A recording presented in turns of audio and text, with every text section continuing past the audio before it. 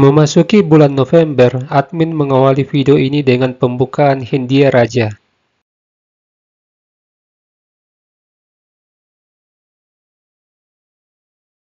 Permainan ini terjadi di Madrid, Spanyol tahun 1996. Pablo Sansegundo, Grandmaster asal Spanyol sebagai putih memilih variasi klasik. Vasilin Topalov merespon dengan langkah natural E5. Menekan pion D4 dan memberi alternatif pada putih, apakah pion didorong ke D5 atau pion D kali E5. Beberapa alternatif lain bisa dipilih putih, diantaranya mempercepat rokade, gajah G5, atau gajah E3. Dan ini merupakan langkah dari Sansegundo. Dari titik ini Topalov melangkah pion C6. Langkah fleksibel tapi tidak terlalu populer. Langkah yang sering dimainkan di sini kuda G4, menyerang gajah. Permainan biasanya berlanjut dengan gajah G5, pion F6, gajah H4, dan kadangkala putih juga melangkah gajah C1.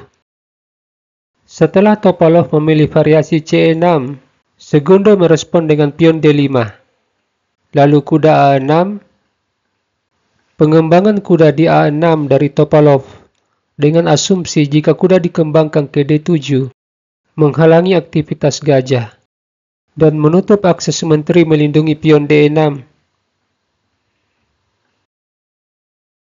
Permainan lanjut dengan kuda D2, kuda E D8, hitam menyiapkan dorongan pion ke F5, senjata andalan Hindia Raja, putih rokade, pion F5, mengancam menangkap gajah, direspon dengan pion F3, kemudian pion menyerang gajah, gajah mundur, dan Topalov melangkah C5.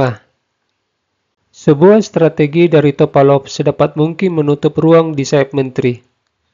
Dengan mendorong C5, Topalov membatasi aktivitas gajah gelap di sayap menteri. Strategi ini didasarkan pada rencana Topalov selanjutnya menyerang di sayap raja. Dan jika kita menyerang di sayap raja, sedapat mungkin kita mencegah lawan melakukan serangan balik di sayap menteri. Dari situasi ini, putih mendorong pion A3. Ketika pion sentrum saling menutup, putih berusaha membuka serangan di sayap menteri. Dan ini adalah ciri khas yang selalu terjadi dalam permainan Hindia Raja klasik. Putih menyerang di sayap menteri, sebaliknya hitam menyerang di sayap raja. Mengapa hal ini terjadi?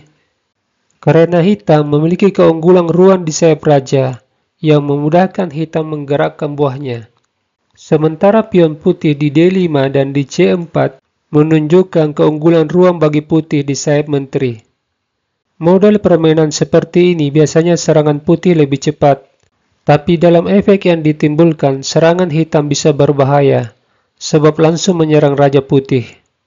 Sebagai pemain putih atau pemain hitam, kita harus memahami dinamika yang terjadi di atas papan.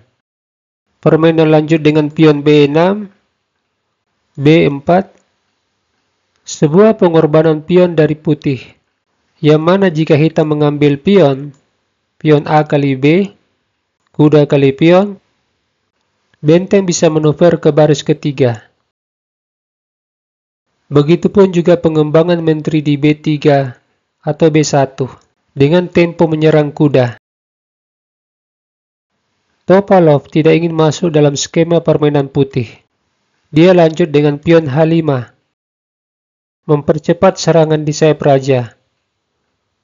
Pion B kali C, kuda kali pion. Topalov berusaha menukar kudanya di sayap menteri dan gajah yang berada di sayap raja. Dan jika ini terjadi, putih kehilangan salah satu perwira yang mempertahankan sayap raja. Sansegundo melangkah A4. Langkah ini terlihat menggiurkan dengan lanjutan pion A5 menyerang pion B6. Tapi Topalov langsung memblokade pion.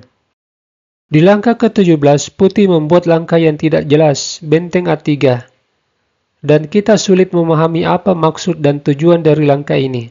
Beberapa langkah kemudian, Sansegundo semakin tidak jelas, dan membuat keputusan yang mempercepat perkembangan buah hitam. Di sini Stockfish menyarankan benteng B1, menyerang pion. Dengan melangkah benteng A3, mungkin pemain putih berharap dia bisa mengantisipasi serangan badai pion hitam di sayap raja dengan laju pion G5, G4. Dan benteng bisa manuver sepanjang baris ketiga jika diperlukan. Namun Topalov dengan cerdik memperlambat lajunya pion di sayap raja dengan terlebih dahulu melangkah gajah F6. Dan kembali putih melakukan langkah lemah dengan kuda B3. Ini membuat hitam menyusun perwira di sayap raja dengan benteng F7. Raja H1, kuda C7.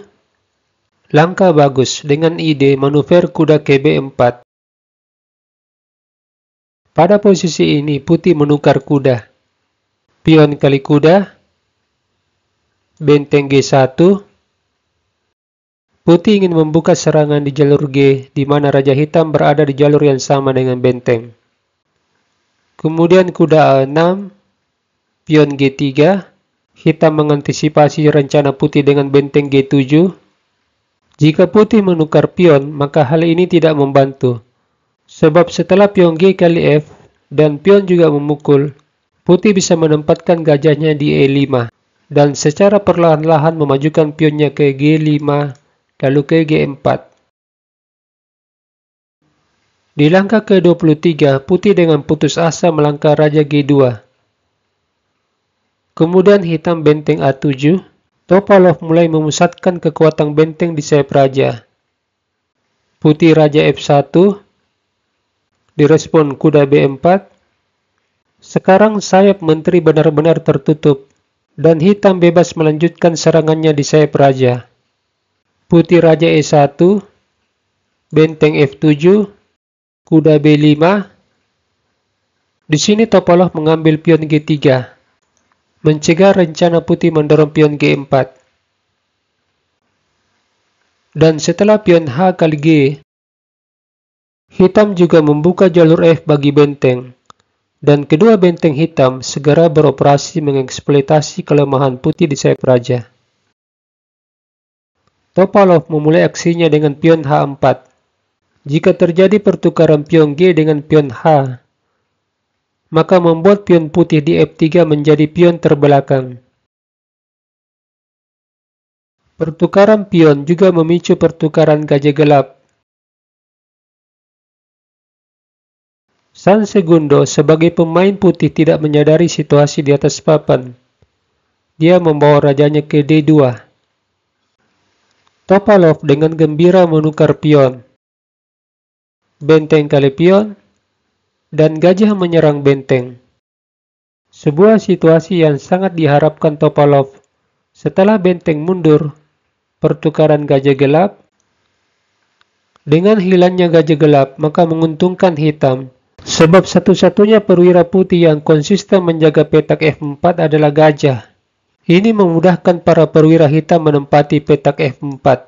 Dan petak F4 bisa dijadikan petak outpost bagi benteng maupun menteri hitam. Permainan lanjut dengan menteri skak. Benteng menutup. Sebuah posisi yang menyiksa. Sekarang benteng terkena pining. Jika putih ingin menghindari pining dengan raja E1, hitam mengaktifkan bentengnya di jalur H. Permainan bisa lanjut dengan kuda kali pion. Benteng H1 skak. Jika gajah menutup, gajah H3 menambah serangan terhadap gajah. Dan jika benteng menutup, benteng disusun. Putih bisa tergiur dengan gajah gratis. Benteng H2, pertukaran benteng, dan terjadi posisi skak. Gajah menutup, menteri G1 menyerang posisi gajah 2 kali. Menteri melindungi gajah. Kuda skak. Raja D2.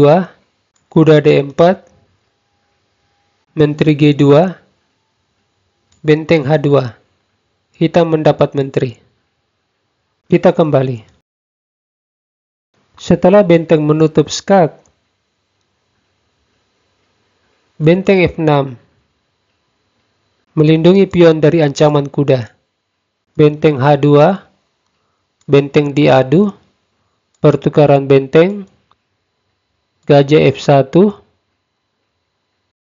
Jika putih melakukan skak dengan menteri, kita hanya perlu menggeser raja, dan hitam baik-baik saja. Selanjutnya menteri atau benteng bisa ke petak F4. Ketika putih melangkah gajah F1, Topalov lalu membawa menterinya ke F4, tetap melakukan pinning terhadap benteng. Kuda ke C3, gajah D7, gajah G2, raja G7, menteri G1, Topalov lalu melakukan pinning gajah. Menteri F2, kemudian benteng melakukan manuver dengan rencana benteng ke H4. Putih melangkah gajah F1, benteng H4, gajah E2, menteri F4, menteri G1, menteri H6. Dari titik ini Topalov mulai menyusup ke baris pertama menusuk jantung pertahanan putih. Posisi kuda yang mengontrol pergerakan raja di D3 dan di C2 tentu membutuhkan bantuan benteng di baris pertama. Permainan lanjut dengan gajah D1, benteng H3, menteri E1, benteng skak, kuda menutup, benteng menyerang menteri, menteri F2, gajah E8, gajah B3, benteng B1, pion F4, menteri H1. Di sini putih memutuskan menyerah. Dia tidak tahan dengan tekanan dan melihat posisinya berada dalam keadaan zugzwang, situasi di mana seluruh perwiranya berada dalam posisi serba salah. Apapun yang dilangkahkan menjerumuskan kepada kekalahan. Jika gajah C2, kuda kali gajah, raja kali kuda, menteri skak,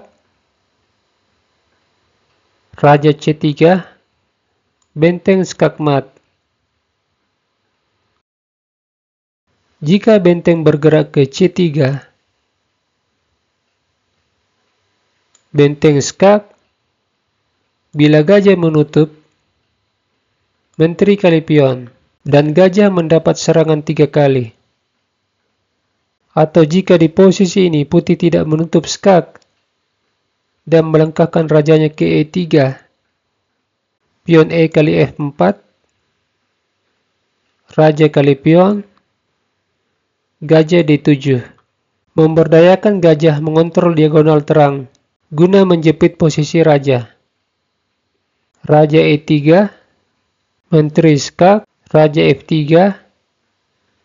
menteri kembali skak, raja E3, menteri G5, raja F3, gajah G4 skak, raja G2, benteng kali kuda. Posisi zugzwang juga terjadi jika menteri dan kuda putih bergerak. Penampilan yang sangat impresif dari Vasilin Topalov.